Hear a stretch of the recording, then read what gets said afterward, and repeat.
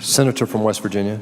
Thank you, Mr. President, for recognizing me. And I want to thank my colleague from Louisiana for all the hard work that he has done to try to make sure that those folks that he talked about and those tragedies that he has brought to light and to life for all of us are getting the best and more assistance than they deserve. And, you know, I think every state, whether it's Louisiana, West Virginia, Georgia, wherever we live, we're all subject to a national emergency at some point, whether it's a flood, whether it's a fire, whether it's a large snowstorm, a windstorm, a tornado.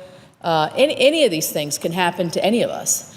And that's why I've always, through the course of my legislative career, looked favorably at trying to help particular areas of this country who need an extra assistance.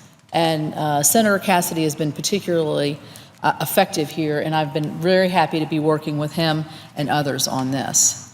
So now we're very close to voting. I've already talked on this topic this week, but I do want to say that we are very close to voting on this and hopefully passing what is the badly needed relief, not only in Louisiana and West Virginia and other places, but also the funding for us to at least carry us through to December. I'm a member of the Appropriations Committee, as the senator from Louisiana is as well. I think we're both frustrated that we're at the point of having a continuing resolution where we passed our appropriations bills out of the Appropriations Committee in a bipartisan way. We worked together, I think, very well, where we can have the greatest impact and the greatest voice on individual bills.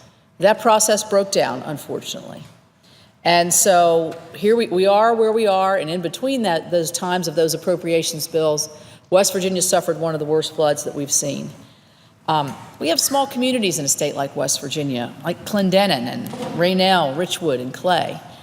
These are small towns, much like every small town in America, and there are people that are still out of their homes, water systems that still are not back and running since June, banks of creeks and water systems that are just still in disrepair. And in order for folks to get the needed assistance, that's why we need to pass this continuing resolution. Our governor has identified $310 million additional dollars through the federal community development block grant program.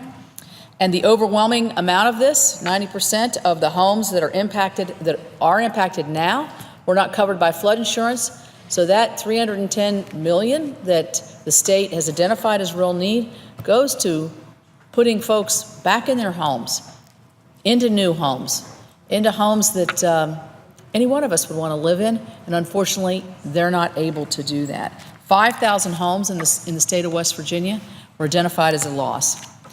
So 23 people lost their lives in the flood because it came so suddenly. You know, West Virginia, we got beautiful hills, but we got some valleys as well, and when the water rushes, it rushes fast and fills those valleys up quick. Unfortunately, some families had very, very tragic circumstances. Many families, thousands of them, lost everything. Small businesses are unsure if they can rebuild. Workers don't know if they have jobs. They're pretty, very, very concerned. Entire communities.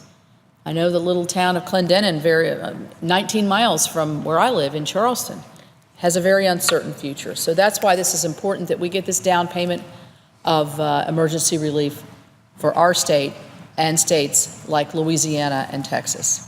And we're going to work together to keep making sure that we can get secure additional fundings if that's what our governors, and I think both of our governors have identified additional problems. I would like to thank the leader, Senator McConnell. This has been a week, I think, of pushes and pulls, ups and downs. And, you know, he really, I think, very skillfully and working with the ranking or the Democrat leader, working with the leaders over in the House, has given us a good pathway forward. And so I want to express my appreciation to him for his leadership and for his ability to, I think, answer or find an answer to some very difficult questions. I also want to thank my appropriation chair, Senator Cochran, for his work on this bill. I'm going to say a few minutes about Flint, Michigan. Nearly 7 months ago, I was one of the very first co-sponsors of the bipartisan legislation that Senator Stabenow introduced along with Chairman Inhofe and Ranking Member Boxer to direct resources to address the serious water problem in Flint. I strongly supported inclusion of the Flint provisions in the Water Resources Development Act, and many of us did, and the vote was 95-3 2 weeks ago.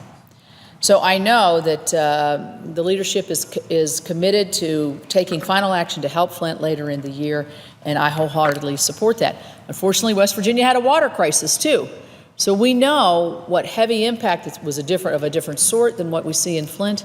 We know what a devastating impact a water crisis, clean water drinking for businesses and residents can have. This also has critical funding for our veterans and for the opioid and heroin crisis we see sweeping across the country.